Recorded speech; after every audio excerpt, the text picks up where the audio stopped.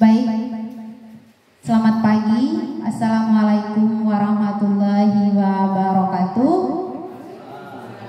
Selamat pagi Bapak Ibu yang terhormat, Bapak Kepala SMK Suradewa Larantuka, yang terhormat Bapak Wakasek Kurikulum SMK Suradewa Larantuka, dan yang terhormat para guru dan pegawai SMK Kesehatan Suradewa Larantuka.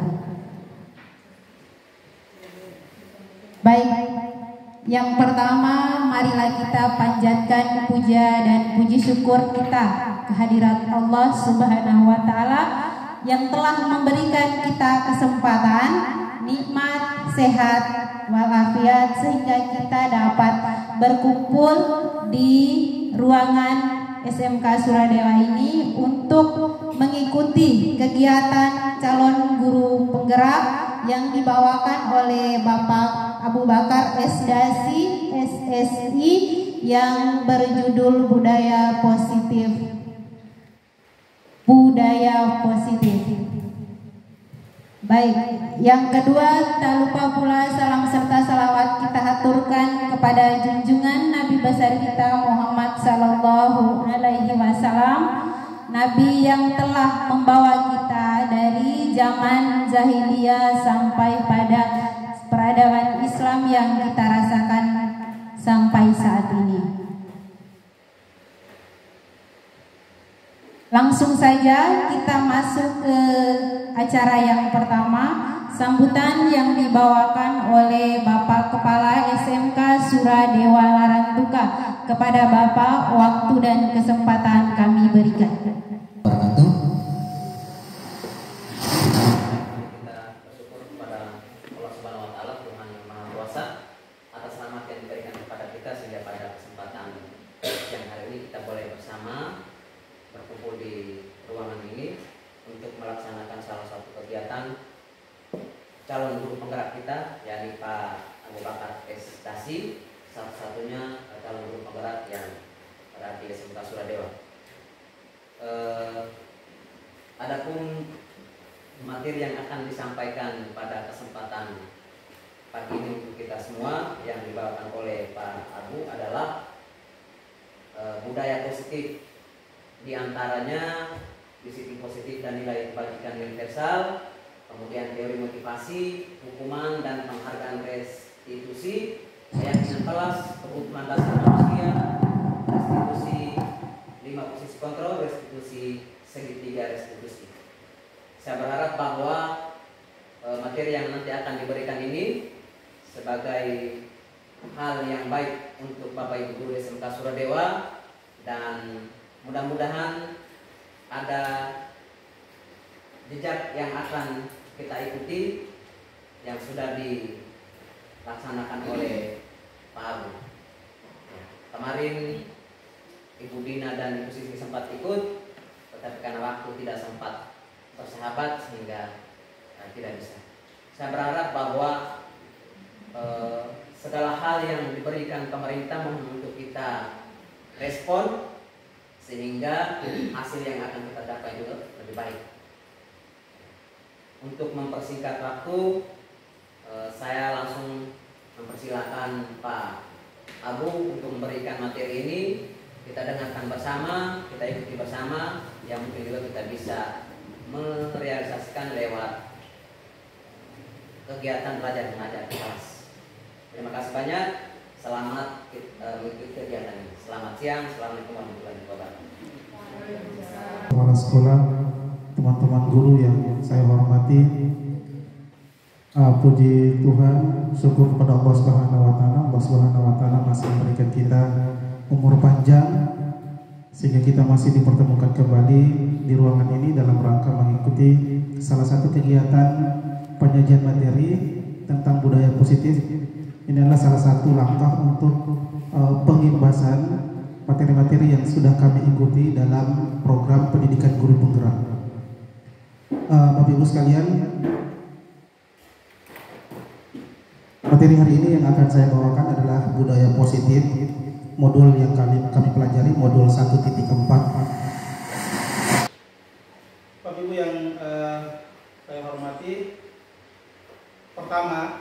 sebelum masuk ke materi ini ada salah satu pertanyaan pemantik. Jadi dalam kegiatan pembelajaran kita juga seperti itu Bapak Ibu. Sebelum kita mulai belajar maka harus ada stimulus atau pertanyaan-pertanyaan pemantik yang akan kita dahului sebelum kegiatan penyajian materi kita. Begitu juga hari ini Bapak Ibu sekalian. Bapak Ibu saya minta coba bekerjasama dengan teman-teman samping 2 orang, minimal 2 orang. Kita mulai dengan membuka tutup tangan. Jadi pertama instruksinya Bapak Ibu. Bapak Ibu satu menutup tangan, kemudian satu lagi untuk memerintah, memaksa sekuat tenaga, atau memberikan rayuan, atau dengan tindakan-tindakan yang lainnya yang Bapak Ibu inginkan supaya teman kita yang di sebelah itu agar supaya bisa membuka kepalan tangannya. Ya. Jadi Bapak Ibu sekalian juga silakan yang mengepalkan tangan mau membuka atau menutup itu tergantung Bapak Ibu sekalian, tergantung kehendak Bapak Ibu sekalian, tergantung motivasi atau kebutuhan Bapak Ibu. Nah, tergantung kebutuhan Bapak Ibu. Jadi rayuannya itu seperti mungkin diberikan uang atau mungkin diberikan hadiah atau seperti apa gitu rayuannya. Bisa Bapak Ibu ya? Bisa ya? Bisa, baik. Silakan Bapak Ibu. Kami berikan waktu. Silakan Bapak Ibu 1, 2 orang. Kemudian Pak ini bisa 2 orang. 1 orang itu menyuruh untuk membuka, 1 orangnya mengepalkan tangan. 1 orangnya mengepalkan tangan. Ya. Ya, 1 orang mengepalkan tangan, 1 orang untuk membuka. 1 orang memaksa membuka. Ya. Terserah yang perintah dengan suara, dengan tindakan, dengan apa terserah. Agar supaya keinginan Bapak Ibu itu bisa diikuti.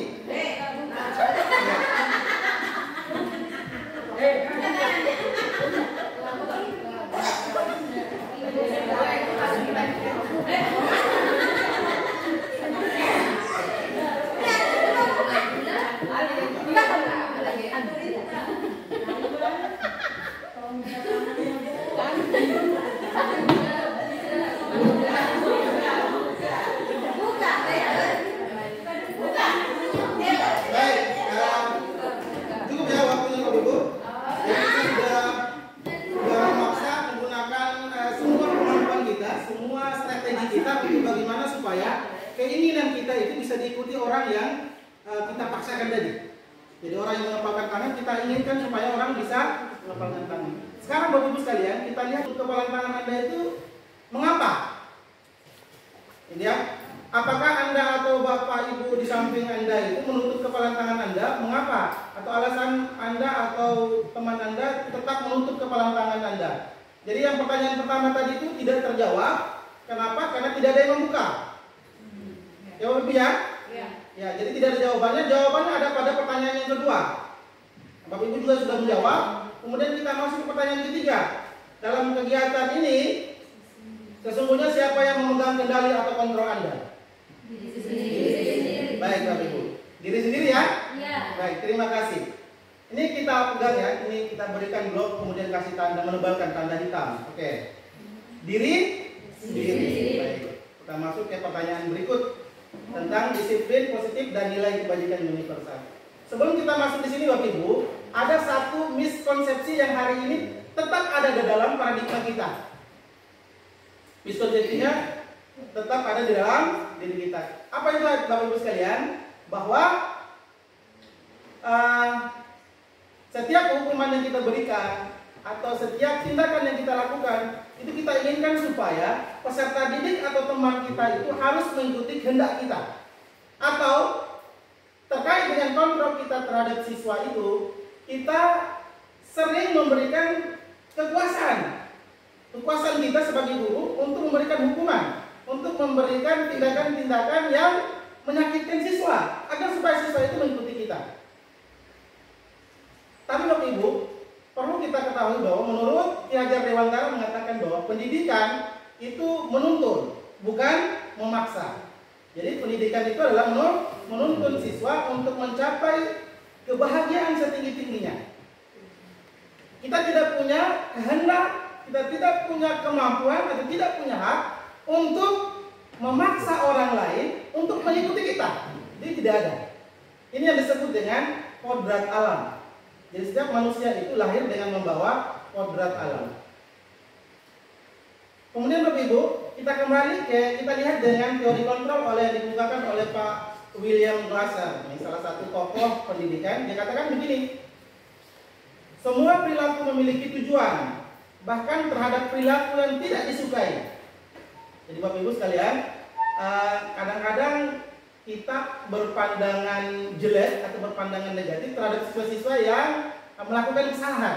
Ya. Kemudian yang kedua, yang perlu kita ketahui adalah tindakan yang dilakukan oleh siswa kita itu pasti ada tujuannya atau ada alasannya. Yang perlu kita ketahui atau akan kita bahas ini, apa alasannya, terus tujuan apa mereka melakukan seperti itu, yaitu yang pertama adalah tidak terpenuhnya kebutuhannya. Tidak terpenuhi kebutuhannya. Ada 5 kebutuhan nanti kita akan pelajari Bapak Ibu, yang kemarin videonya kita sudah pelajari pada kegiatan kali lalu. Kemudian yang kedua, bagaimana seorang bisa berubah dari paradigma stimulus respon kepada pendekatan teori kontrol. Jadi teori kontrol Bapak Ibu yang kemarin itu kita ada miskonsepsi bahwa kita ini punya kontrol terhadap siswa dengan cara memaksa, dengan cara menghukum, atau dengan cara memberikan penghargaan. Ternyata itu akan membuat peserta didik kita atau anak didik kita itu menjadikan suatu anak yang memiliki karakter yang gagal. Nanti kita lihat Bapak Ibu. Kemudian kita tinggalkan, kita bergeser dari stimulus respon kepada teori kontrol. Apa itu stimulus respon Bapak Ibu? Stimulus respon itu adalah pada saat kita mendapatkan stimulus dari luar, kemudian kita dengan segera merespon, tanpa dengan landasan, tanpa dengan acuan. Gitu. Nah di sini ada ilusi guru mengontrol murid Bapak Ibu. Kalau Bapak Ibu baca, pada dasarnya kita tidak memaksa murid untuk tidak dapat atau tidak bisa memaksa murid untuk berbuat sesuatu. Jikalau murid tersebut memiliki untuk tidak melakukannya, dia tidak punya hak untuk memaksa mereka. Tetapi kenapa hari ini Bapak Ibu kita bisa mengajar mereka, kemudian kita bisa mengajarkan mereka, menyuruh mereka, kemudian mengontrol mereka, karena mereka memberikan izin kepada diri mereka untuk kita kontrol. Tapi seandainya kalau mereka tidak memberikan izin kepada kita, maka kita tidak punya hak untuk memaksa. Contoh, kita ini kalau mengatur orang yang tidak sekolah atau tidak di sekolah kita, bahkan sama-sama siswa nih, kita tidak punya hak atau tidak punya kekuatan untuk mengontrol mereka. Karena mereka juga pendidik, mereka juga siswa. Tetapi karena bukan di lembaga kita, maka kita tidak punya hak. Kemudian kita kembali seperti tadi, ternyata ada jawaban Bapak Ibu, kita tidak punya hak untuk memaksa teman-teman kita untuk membuka kempalan tangan kita. Artinya apa? Semua tindakan yang kita lakukan itu berasal dari diri kita sendiri. Nah ini ilusi guru mengontrol murid. Kemudian yang berikut adalah ilusi bahwa semua penguatan positif efektif dan bermanfaat. Penguatan positif atau bujukan adalah bentuk-bentuk kontrol. Segala usaha untuk mempengaruhi murid agar mengulangi suatu perilaku tertentu adalah suatu usaha untuk mengontrol murid. Ini berlaku dalam jangka waktu tertentu. Kemungkinan murid tersebut akan menyadarinya dan mencoba untuk menolak bujukan kita atau menjadi murid tersebut menjadi ketergantungan pada guru. Jadi ada 2 kemungkinan, murid itu bisa mengikuti kita, bisa tergantung dengan kita, bisa juga menolak. Kemudian yang kedua, yang berikutnya adalah ilusi bahwa kritik dan membuat orang merasa bersalah dapat menguatkan karakter. Jadi Bapak Ibu, biasanya kalau kita di sini membuat kritik yang jelek atau negatif terhadap siswa, ternyata Bapak Ibu dengan memberikan kritik dan kata-kata yang negatif terhadap siswa itu akan membuat suatu identitas yang gagal. Di sini saya ada kasih tanda hitam Bapak Ibu. Ya. Identitas yang gagal. Mereka belajar untuk merasa buruk tentang diri mereka. Mereka mengembangkan dialog diri yang negatif. Kadang-kala sulit bagi guru untuk mengidentifikasi bahwa mereka sedang melakukan perilaku ini. Karena seringkali guru cukup menggunakan suara yang halus untuk menyampaikan perasaan negatif. Jadi kadang-kadang kita tidak mengkritik mereka, tapi karena dengan bahasa yang sehari-hari kita lakukan, dengan kebiasaan kita, sehingga kita merasa bahwa kita tidak melakukan itu. Padahal kita pernah melakukan kritik atau menggunakan kalimat-kalimat atau kata-kata yang negatif terhadap perilaku murid kita. Kita masuk pada prinsip apa? Sikap, merubah sikap yang dilakukan, yang dikatakan oleh Stephen Covey, mengatakan bahwa bila kita ingin membuat kemajuan perlahan, sedikit demi sedikit ubahlah sikap atau perilaku Anda. Namun bila kita ingin memperbaiki cara utama kita, maka kita perlu mengubah kerangka acuan kita. Ubahlah bagaimana Anda melihat dunia, bagaimana Anda berpikir tentang manusia, ubahlah paradigma Anda, skema pemahaman Anda, penjelasan aspek-aspek tentang realitas. Jadi ini terkait dengan perubahan sikap kita. Pada dasarnya teori ini mengatakan bahwa perilaku yang harus kita rubah itu pertama adalah diri kita. Jadi kata kuncinya ada pada perubahan perilaku diri kita atau sikap kita. Kemudian berikut ini perubahan, ada tabel perubahan stimulus respon kepada pendekatan teori kontrol. Tapi Ibu coba bisa lihat di stimulus respon ini ada realitas kebutuhan kita sama. Ini menurut stimulus respon, setiap kebutuhan kita itu sama. Sedangkan teori kontrol itu realitas kebutuhan kita itu berbeda. Kemudian, menurut teori kontrol itu kita berusaha memahami pandangan orang lain tentang dunia. Jadi kita berusaha memahami pandangan orang lain tentang dunia. Ini kita kayak murid berarti kita tidak mengubah apa? Kita tidak mencoba mengubah orang atau mengubah siswa dengan perilaku dengan kuasa kita, tetapi kita berubah dengan memahami pandangan dia, apa kebutuhan dia, kemudian apa keinginan dia, kayak gitu. Perilaku buruk dilihat sebagai suatu kesalahan. Semua perilaku itu memiliki tujuan. Semua perilaku itu memiliki tujuan. Jadi kemarin yang nakal, kemudian mereka sering berkelahi, kemudian malas. Nah, itu semua mereka lakukan itu karena ada alasannya, Bapak Ibu. Kemudian yang berikut adalah orang lain bisa mengontrol saya. Stimulus respon. Ternyata menurut teori kontrol, orang lain itu tidak bisa mengontrol saya. Jadi hanya Anda yang bisa mengontrol diri Anda. Kemudian saya bisa mengontrol orang lain. Tapi menurut teori kontrol mengatakan Anda tidak bisa mengontrol orang lain. Pada saat bujukan gagal. Jadi pada saat kita buku gagal, untuk tadi bapak itu tidak maksa, tidak pukul, Bapak Ibu. Dia punya alasan bahwa ini hal sesuatu yang penting ini, ada yang berharga di tangan saya ini sehingga saya tidak mau buka. Tapi karena ada yang kemampuannya, itu hampir-hampir kita tonjok dia supaya dia bisa buka karena keegoan kita itu. Nah itu pemaksaan akan terjadi apabila bujukan itu gagal. Kemudian menurut teori kontrol, Bapak Ibu, kolaborasi dan konsultasi menciptakan pilihan baru. Kolaborasi dan konsultasi menciptakan pilihan baru. Teman-teman, bagaimana kalau kita bisa bekerja sama? Begini kita, kamu buka tangan, saya bisa menikmati itu, apa yang kamu pegang itu, saya bisa tahu apa yang kamu tahu, kemudian kita melakukan ini. Seperti itu. Jadi ada suatu pilihan baru yang kita lakukan, bekerja sama sehingga keinginan sama-sama bisa tercapai, Bapak Ibu. Stimulus respon, sedangkan di teori kontrol, Bapak Ibu, model berpikir menang-menang. Ya. Jadi tidak kita berpikir tentang menang kalah, Bapak Ibu, tapi kita berpikir menang-menang. Anda menang, saya juga menang. Kecakapan buat pemerintah diri sendiri. Jadi bagaimana kita bisa mengontrol diri, bagaimana kita bisa menyuruh diri sendiri untuk berbuat yang lebih baik. Tapi kalau kita tetap menunggu saja, kita tetap pada kebiasaan kita yang stabil, yang normal, yang santai, maka kita tidak bisa mengontrol diri kita. Ada sesuatu yang lebih besar di luar yang mengontrol diri kita, Bapak Ibu. Maka itu kita tidak merdeka. Kemudian yang berikut, sebagai pendidik, tujuan kita adalah menciptakan anak-anak yang memiliki disiplin diri sehingga mereka bisa berperilaku dengan mengacu pada nilai-nilai kebajikan universal dan memiliki motivasi intrinsik. Saya garis bawahi dan memberikan bold di sini, tanda yang bisa dijadikan sebagai penegasan adalah nilai-nilai kebajikan universal dan memiliki motivasi intrinsik. Seperti itu. Nah, mereka pasti berubah, Bapak Ibu.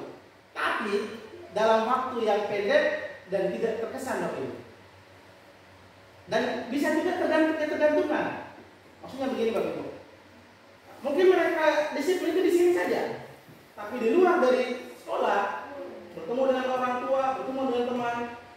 kebiasaan mereka itu akan kembali lagi. Kenapa? Karena motivasi perubahan diri mereka itu terkait dengan hukuman ataupun dengan penghargaan. Jadi di sini juga ada menanamkan motivasi pada murid kita untuk menjadi orang yang mereka inginkan dan menghargai diri sendiri dengan nilai-nilai yang mereka percayai. Jadi penegasan di sini adalah menghargai diri sendiri, Bapak Ibu. Ya, kalau sudah menghargai diri sendiri, maka orang lain pasti mereka hargai. Nah, ini yang harus sebagai kekuatan kita, sebagai masalah kita untuk bagaimana bisa membujuk mereka supaya mereka berubah, mengatur mereka, mengontrol mereka sehingga perubahan itu terjadi pada diri mereka sendiri. Bukan faktor luar, Bapak Ibu. Bukan faktor intrinsik faktor yang diinginkan. Setiap organisasi atau institusi seperti lembaga kita, lembaga pendidikan, memiliki nilai-nilai kebajikan yang sama. Karena nilai-nilai tersebut bersifat universal, memiliki lintas bahasa, bangsa, ras maupun suku, Bapak Ibu. Sehingga itu bisa dijadikan suatu patokan atau suatu norma. Nah, suatu nilai yang akan digunakan sebagai tujuan atau capaian dari pendidikan kita saat ini. Jadi bagaimana menciptakan profil pelajar Pancasila, siswa yang memiliki profil pelajar Pancasila. Yang pertama, Bapak Ibu, beriman dan bertakwa kepada Tuhan Yang Maha Esa, mandiri, bernalar kritis, berkebenekaan global, bergotong royong dan kreatif. Nah, itu nilai yang ada berapa tadi, Bapak Ibu? Ada 6 nilai ya. Ada 6 nilai yang sebagai acuan dan tanggung jawab, kejujuran, amanah, hormat dan santun, dermawan, sampai pada kedamaian dan kesatuan. Nah, ini nilai-nilai kebajikan, Bapak Ibu. Kemudian terkait dengan proyek nilai kebajikan, di sini ada bagannya juga sudah ada, kita bisa jadikan sebagai rujukan. Ada peduli, keterangan, kebersihan, komitmen, belas kasih, percaya diri. Bapak Ibu bisa lihat ya. Kemudian terkait dengan standar pendidikan nasional, apa kaitannya dengan budaya positif ini dengan standar pendidikan nasional kita? Dalam rangka menciptakan lingkungan yang positif, maka setiap warga sekolah dan pemangku kepentingan perlu saling mendukung, menghayati dan menerapkan nilai-nilai kebajikan yang telah disepakati. Untuk dapat menerapkan tujuan mulia tersebut, maka seorang pemimpin pembelajaran perlu berjiwa kepemimpinan sehingga dapat mengembangkan sekolah dengan baik agar terwujud suatu budaya sekolah yang positif dengan standar kompetensi pengelolaan yang telah ditetapkan. Tujuan mulia dari penerapan disiplin positif adalah agar terbentuk murid-murid yang berkarakter. Kemudian kita berikut masuk pada kegiatan pemantik terkait dengan pertama ini adalah hukuman. Kasus hukuman ini, Bapak Ibu. Coba Ibu baca dulu, kita sama-sama baca. Kasus Ibu Anas di bawah ini. Kita usahakan fokus membaca supaya kita bisa dapat apa maksudnya.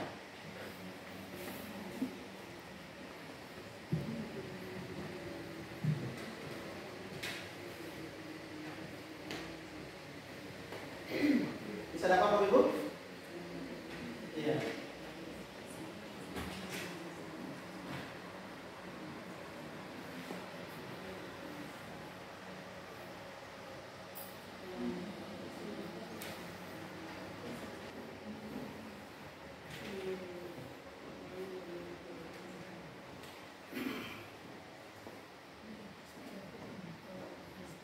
Oke?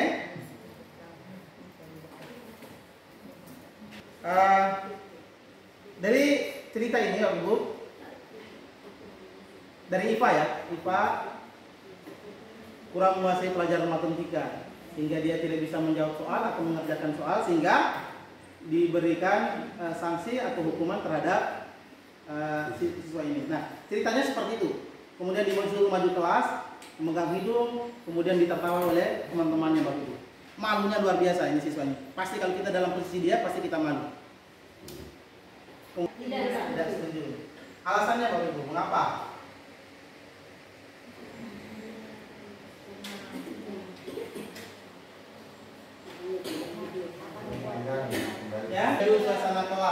Ya. Dia mencari kelemahan siswa, tetapi dia justru membuat siswa mental anak jadi jatuh, ya, membuat mental anak jadi jatuh, menjadi bahan tertawaan anak-anak, ya. Baik. Kemudian menurut Bapak Ibu sekalian, tindakan Pak Seno ini terhadap Iva adalah sebuah hukuman atau sebuah konsekuensi? hukuman. Ya? Kenapa Bapak Ibu? Karena matematika, kalau konsekuensi bukan tidak ada, harus ada kaitannya dengan ini mata pelajaran. Oke. Sedangkan ini tidak ada kaitannya dengan mata pelajaran, berarti hukuman. Baik. Ada yang lain, Bapak Ibu?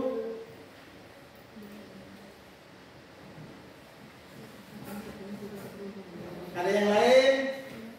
Konsekuensi atau hukuman ini Bapak Ibu? Konsekuensi, alasannya? Tadi saya berarti hukuman, dan setelah mendengar penjelasan dari balik tentang konsekuensi, saya memilih konsekuensi. Ya. Karena dia tidak bisa menjawab pertanyaan dari Pak Seno, sehingga Pak Seno memanggil. Ya.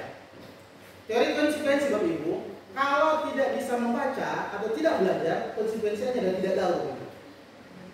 Ya. Jadi konsekuensinya adalah tidak tahu. Kemudian saya bilang Bapak Ibu, kalau datang sekolah kemudian tidak menggunakan seragam yang tepat, tidak sesuai dengan aturan, kemudian disuruh untuk membersihkan WC Bapak Ibu. Ini hukuman atau konsekuensi Bapak Ibu? Hah? Konsekuensi Bapak Ibu?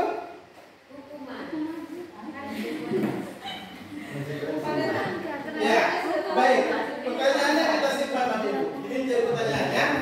Baik, kita simpan dulu ini pertanyaannya, nanti kita jawab sama-sama setelah kita akan menjadi Konsekuensi.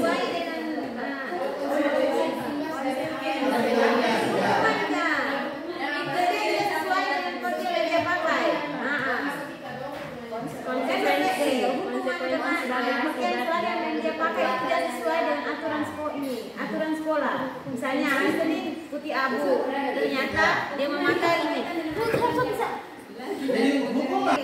Konsekuensi itu Oke, kita masuk pada teori hukuman, konsekuensi dan restitusi.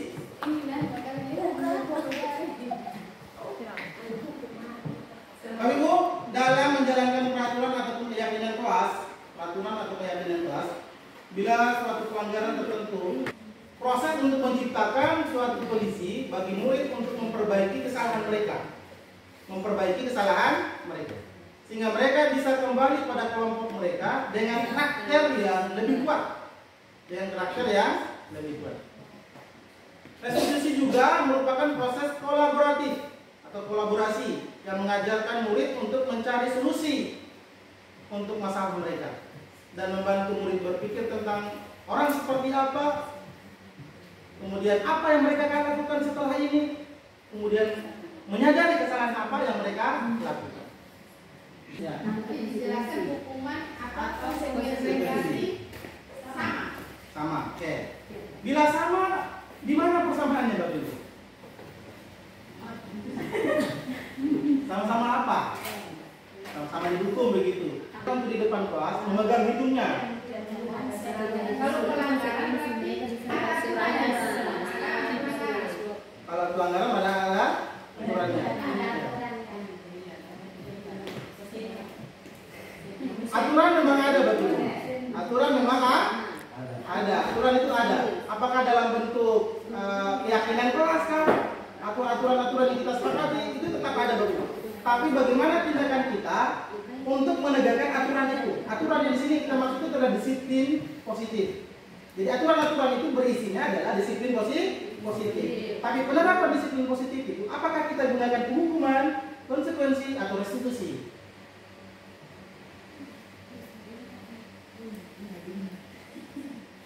Baik. Yang jelas kita berikan hukum. Kita suruh bersihkan WC, itu hukuman Bapak Ibu. Atau kita pukul, itu hukuman. Di sini Bapak Ibu, mereka tidak tahu apa yang akibat mereka lakukan setelah melanggar ini. Akibatnya mereka tidak tahu Bapak Ibu. Ataukah setelah melanggar atau terlambat atau tidak berpakaian ini, konsekuensinya akibatnya apa itu mereka tidak tahu. Itu hukuman. Contohnya mereka datang tidak tahu nih, disuruh cuci kah, bersih WC kah, ataukah dipukul kah, mereka tidak tahu sebelumnya. Tapi kalau konsekuensi Bapak Ibu, itu mereka sudah tahu. Konsekuensi itu mereka sudah tahu. Itu tetap perbedaannya. Bisa sukses.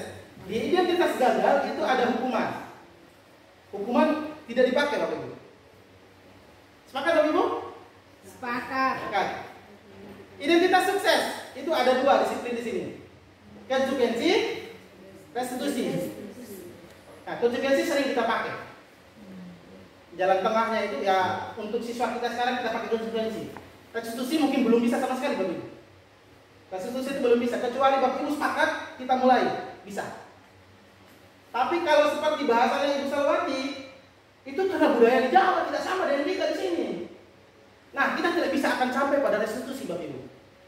Kita sampai pada konsekuensi. Bahkan ada di posisi hukuman Bapak Ibu. Karena patokan kita adalah siswa itu kita ini punya karakter sangat beda dengan di Jawa. Harusnya sebenarnya sama. Jawa bisa, kenapa kita di sini tidak bisa Bapak Ibu? Ya. Budaya. Kemudian kita ke hukuman. Situasi yang menyakitkan harus terjadi kepada siswa kita atau anak murid. Konsekuensi sesuatu harus terjadi. Sesuatu harus terjadi. Dia terjadi tetapi biasanya tidak menyakitkan. Kemudian restitusi merupakan pilihan. Adek, kalau tidak kerja tugas ini, nanti akibatnya seperti ini, kamu tidak tahu. Nah, pilihannya bagaimana? Apakah kamu terus tidak tahu? Atau kumpul tugas atau kerja tugas? Jawabannya adalah saya akan kerja tugas. Ada pilihan di situ Bapak Ibu. Jadi bukan berarti kita kerja tugas langsung plok. Nah, kemudian kerja atau tidaknya kita tidak lagi kontrol. Nah, itu tidak masalah di hukuman itu posisinya. Kemudian yang berikut, tidak nyaman untuk murid, anak untuk tidak nyaman untuk jangka panjang Bapak Ibu. Waktunya sangat lama. Konsekuensinya tidak nyaman untuk murid atau anak untuk jangka waktu pendek. Ini bisa saja ke dendam nih Bapak Ibu di hukuman. Ini sakit hatinya sampai bisa kepada dendam. Bahkan tidak menuntut apa? Tidak salah kalau memang di luar itu banyak siswa yang pukul guru, TK di jalan, atau bahkan sampai pada pembunuhan terhadap guru. Ini di hukuman ini Bapak Ibu. Kemudian kalau konsekuensi biasanya jangka pendek.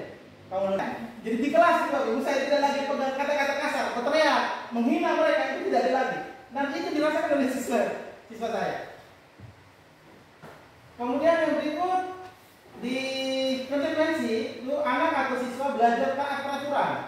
Kalau di konsekuensi anak atau murid belajar memecahkan masalahnya. Kalau sudah seperti ini, apa yang mau lakukan? Ya saya lakukan seperti ini Pak. Ada video yang tadi saya buat, ini hanya contoh saja. Videonya saya buat dengan ada beberapa siswa yang berprestasi. Saya belum lakukan tindakan kepada siswa yang bermasalah karena ini hanya masih dalam penyelesaian tugas. Nanti insya Allah kita sama-sama lakukan seperti itu. Ada videonya nanti seperti apa langkah penyelesaian restitusinya. Lagi nih, biar jangan monoton dari saya saja, saya selipkan ini ada tugas ini kita jawab. Waktunya tidak terlalu lama, singkat saja kita jawabnya. Setelah membaca bagan tentang perbedaan hukuman konsekuensi dan restitusi, maka isilah bagan di bawah ini Bapak Ibu. Kira-kira bila seorang guru atau orang tua melakukan tindakan yang dinyatakan di dalam kolom sisi kiri Bapak Ibu, apakah tindakan tersebut merupakan sebuah hukuman atau konsekuensi? Ya. Hukuman atau konsekuensi Bapak Ibu? Kalau sudah sepakat ya itu konsekuensi. Tapi kalau belum sepakat, seperti yang saya jelaskan tadi pertama terkait dengan siswa sebelum mengetahui dan siswa sudah mengetahui, ya, terkait dengan hukuman yang kita berikan.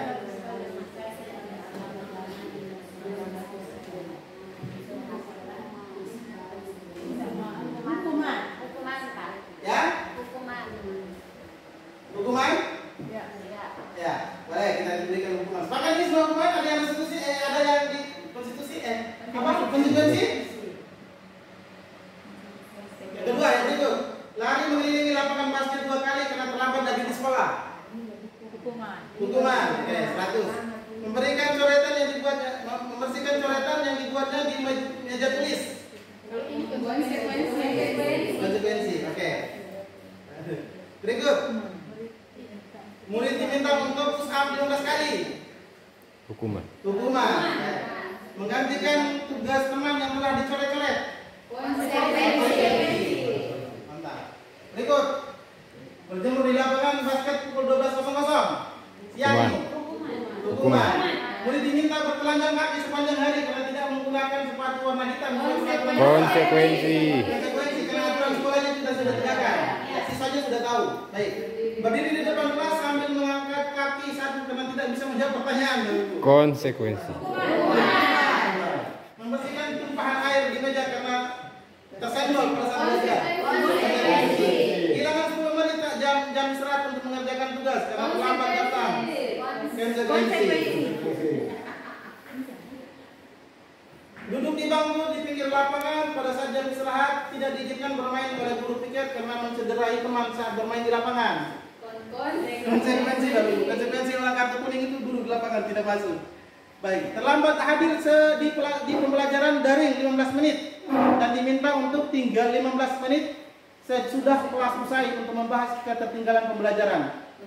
Konsekuensi. Lari mengelilingi lapangan basket. Hukuman. Membersihkan WC Bapak Ibu. Hukuman. Baik. Terima kasih Bapak Ibu. Itu Bapak Ibu sudah bisa membedakan antara konsekuensi dan hukuman. Nah sekarang Bapak Ibu, kita masuk pada penghukuman atau dihukum oleh penghargaan Bapak Ibu. Kita masuk pada teori penghargaan. Kita sama-sama belajar, kemudian diskusi singkat tadi Pak nanti ada kita bentuk tim atau memang perlu diskusi panjang untuk menerapkan ini. Baik Bapak Ibu, kita lanjut ke materi kita. Selanjutnya adalah tahap menciptakan program kebajikan yang tadi kita sudah bacakan. Bagaimana program-program kebajikan itu bisa kita terapkan? Yang pertama, kita lihat daftar kebajikan yang telah disusun bersama. Tentunya kesepakatan itu adalah kebajikan-kebajikan universal yang sesuai dengan kebutuhan kita. Kalau disiplin tepat waktu ya mungkin ini kita masukkan. Kemudian kita harus merasa menghargai semua, karena masih ada siswa-siswa kita yang memang tidak saling menghargai, saling memaki, saling mengeledek, saling merendahkan. Nah itu masalah-masalah seperti itu kita buat dalam satu daftar, kemudian kita susun secara bersama. Kemudian yang berikut adalah nilai-nilai kebajikan yang diinginkan dijadikan perhatian utama di sekolah. Jadi utamakan yang kebutuhan kita itu. Kemudian yang kedua, curahan pendapat dalam kelompok. Buat kelompok dalam guru-guru, ataukah di dalam kelompok kerja maksudnya, ataukah di dalam kelas dengan kelompok-kelompok. Satu kelas itu kita bagi kelompok, kemudian bentuk rumuskan suatu kebajikan-kebajikan. Kemudian yang berikut, sempurnakan beberapa daftar nilai kebajikan yang utama. Dari kelompok-kelompok yang ada itu kita sortir, yang sama kita buat, yang beda kita masukkan. Seperti itu Bapak Ibu. Kemudian yang berikut, buatlah poster atau muatan di sosial media keyakinan sekolah atau kelas kita. Bapak Ibu, tadi kemarin saya senang karena ada beberapa kelas yang sudah membuat keyakinan kelasnya Bapak Ibu. Tapi kesalahannya atau kelemahannya di keyakinan kelas yang dibuat itu belum berdasarkan pada apa yang diinginkan siswa. Jadi mungkin itu dari gurunya saja, mungkin yang aturan kelas mungkin yang saya lihat itu ada beberapa poster yang mereka tempel di kelas mereka. Sudah ada Bapak Ibu, pada penilaian itu ada. Jadi terima kasih Bapak Ibu yang kelasnya sudah tempel. Disiplin, kemudian belajar jangan ribut pada saat pembelajaran atau pakai seragam sesuai dengan ini. Harinya ini sudah ada Bapak Ibu, kemarin saya sudah lihat. Nah ini yang disebut dengan kebajikan-kebajikan universal yang diterapkan di lembaga dalam bentuk keyakinan kelas. Ya. Jadi buat dalam bentuk poster kemudian tempel. Poster-poster yang sudah ada sekarang ini dipertahankan Bapak Ibu. Ya. Bila perlu kita tambah. Dan keyakinan kelas itu tidak harus tahun ke tahun itu terus, tidak. Bisa kita ganti sesuai dengan kebutuhan. Kalau sudah baik disiplinnya, kita rubah yang lain Bapak Ibu. Jangan disiplin terus. Gitu. Bisa Bapak Ibu ya? Ya. Nah nih, pembentukan keyakinan sekolah atau kelas. Yang pertama Bapak Ibu, yang perlu kita lakukan di kelas dengan siswa, terutama Bapak Ibu wali kelas. Keyakinan kelas bersifat lebih abstrak daripada peraturan yang lebih rinci dan konkret. Jadi dia harus bersifat abstrak. Kemudian keyakinan kelas berupa pernyataan-pernyataan universal. Jangan menyendiri, atau jangan hanya untuk kelas B saja, atau hanya untuk keperawatan saja, jangan. Kemudian yang berikut, pernyataan keyakinan kelas kelas senantiasa dibuat dalam bentuk positif, jangan dalam bentuk kalimat negatif. Jangan, tidak boleh, jangan. Itu jangan pakai kalimat itu, Bapak Ibu. Bisa ya, Bu ya? Contoh begini, jangan berjalan di koridor, Bapak Ibu. Ini jangan kalimat apa? Negatif. Coba kita pakai kalimat positif.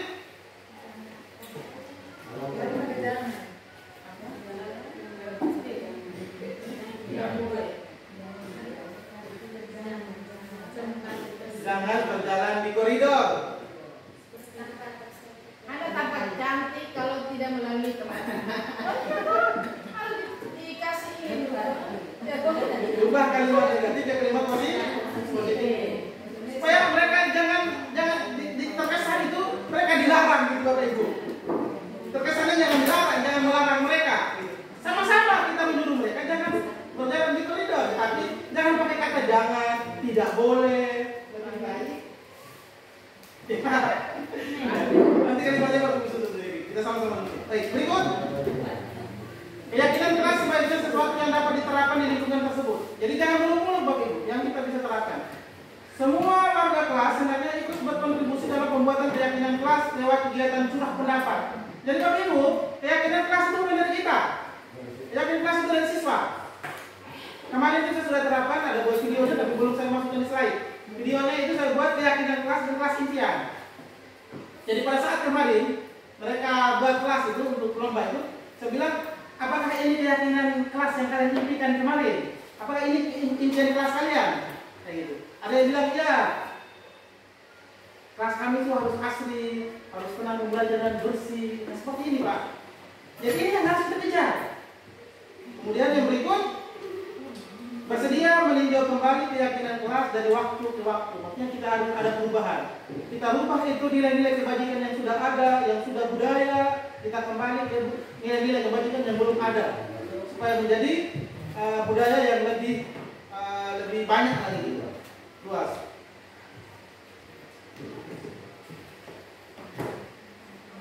Berikut Bapak Ibu, materi yang keempat kalau tidak salah, waktu materi pertama, penyajian pertama, setelah restitusi Bapak Ibu, itu kita masuk kepada kebutuhan dasar manusia.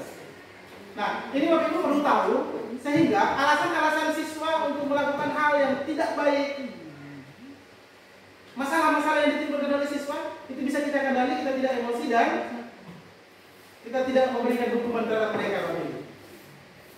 Nah, sekarang kita lihat, seluruh tindakan manusia memiliki tujuan tertentu. Kita sepakat, Bapak Ibu? Jadi mereka melawan, mereka terus senang berjoget, senang bernyanyi di kelas, ataukah menulis sambil bernyanyi. Bapak Ibu jangan marah, Bapak Ibu. Jangan marah mereka, Bapak Ibu. Karena ada tujuan, ada maksud mereka melakukan seperti itu pada saat pembelajaran. Semua yang kita lakukan adalah usaha terbaik kita untuk mendapatkan apa yang kita inginkan. Jadi mereka juga seperti itu, mereka mau buat seperti apa supaya mereka bisa dapat keinginan. Belajar sambil mendengar musik. Oke, mungkin kebutuhan mereka di sini. Kita harus kejar itu. Jangan cari kesalahan mereka. Itu salah, Bapak Ibu. Jadi restitusi bukan mencari kesalahan, tapi memecahkan masalah. Ya. Ketika seorang murid melakukan suatu perbuatan yang bertentangan dengan nilai-nilai kebajikan, Bapak Ibu, atau melanggar peraturan, hal itu sebenarnya dikarenakan mereka gagal memenuhi kebutuhan dasar mereka. Saya bilang tadi, karena tidak bisa memimpin dalam hal kebaikan di dalam kelas, Bapak Ibu, maka dia akan mencari orang di luar, membuat rusak di luar, menjadi pemimpin di luar, Bapak Ibu. Karena kita beberapa orang yang saya kejar itu ternyata begitu. Dia tawar berkelahi dengan Nathan. Apabila ketika saya memberikan Nathan itu sebagai contoh bahwa Nathan itu seandainya kalau dia buruk, karena ini dia injak main-main, ternyata langsung dia respon negatif, Bapak Ibu. Apa dia respon? Panggil Nathan aku, saya berkelahi, Pak. Artinya apa, Bapak Ibu? Anak ini mau jadi pemimpin, Bapak Ibu, tapi tidak tersalurkan. Jadi pemimpinnya itu pemimpin seperti itu, mau supaya jadi orang besar, Bapak Ibu. Itu kebutuhan kita. Semua orang punya kebutuhan, baru bisa menjadi menjadi membesar. Nah, apa saja yang 5 kebutuhan dasar itu, Bapak Ibu? Yang pertama, bertahan hidup. Karena bertahan hidup ini, Bapak Ibu, adalah pokok atau tujuan dari keempat kebutuhan lainnya.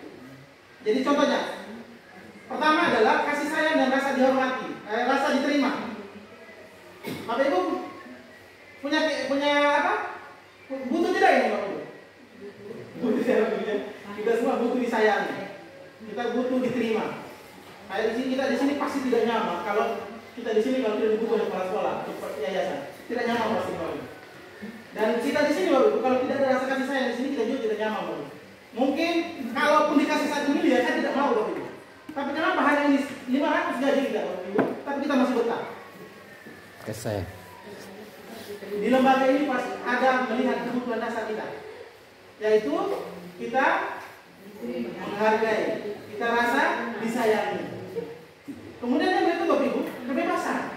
Bapak Ibu, lembaga ini memberikan kita leluasa untuk mengikuti CPNS, mau melakukan apa, berdaftar, mau jual beli, terserah. Ada kebebasan di sini Bapak Ibu. Ya, Ibu Sisil ya. Saya tanya kalau lembaga lagi, anak saya Bapak Ibu, sekolah lain tidak mungkin seperti itu Bapak Ibu. Iya, kenapa saya bertahan gaji 500